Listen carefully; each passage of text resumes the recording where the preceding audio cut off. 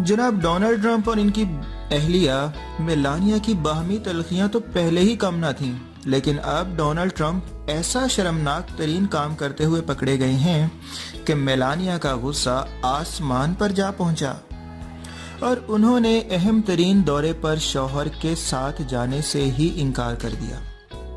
Daily star की report के मुताबिक हाल ही में डोनाल्ड ट्रंप पर इल्ज़ाम आयद किया गया है कि 2006 में उनके फहश फिल्मों की अदाकारा स्टॉर्मी डैनियल्स के साथ जिनसी ताल्लुकात रह चुके हैं और सदर बनने से कबल उनके वकील ने स्टॉर्मी को मुंह बंद रखने के लिए भारी रकम की अदायगी की।